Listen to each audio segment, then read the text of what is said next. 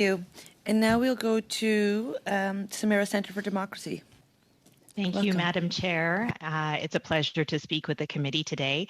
My name is Sabreena Delhon, and I'm the Executive Director of the Samara Centre for Democracy, which is a nonpartisan registered charity dedicated to making Canada's democratic culture more accessible, responsive, and inclusive. We've also been studying the lived experience of elected officials for 15 years. Our recommendation is that the House of Commons maintain hybrid proceedings for both the House and its committees. This recommendation is informed by our MP Exit interview project, which entails conducting in-depth, rigorous interviews with former members of Parliament. Our view is also informed by recent research on hybrid workspaces within the future of work discourse.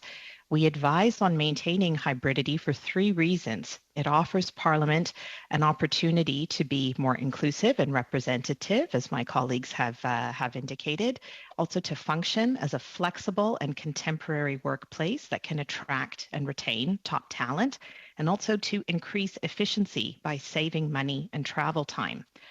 Our conclusion is shaped by the underrepresentation of various groups in the House, including women, along with those in the LGBTQ+, Indigenous and visible minority communities.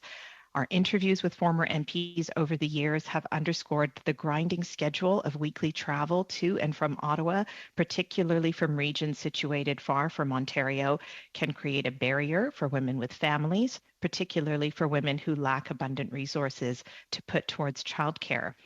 This aligns with findings of the Interparliamentary Union, which currently ranks Canada 61st in terms of gender representation among national parliaments. They recommend that gender-sensitive parliaments allow teleworking as a strategy to increase equity.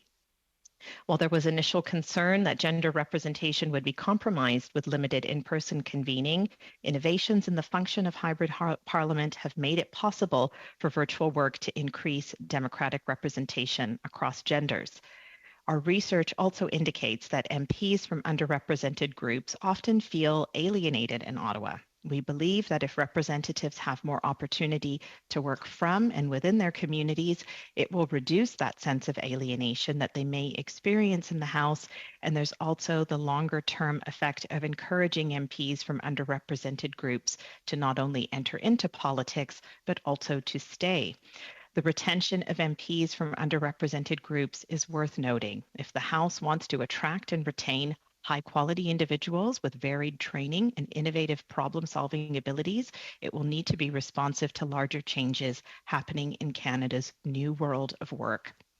Hybrid work options are an indicator of a modern employer, and workplaces across sectors are institutionalizing the option. Research shows that people who have worked in a hybrid environment over the past 2 years strongly wish to retain the option going forward. This is particularly true for those with disabilities, women of color, and LGBTQ+ individuals. Institutionalizing hybrid proceedings for the House and its committees is a key way to demonstrate that Parliament is a responsive, contemporary work environment that is committed to attracting, retaining, and supporting top talent.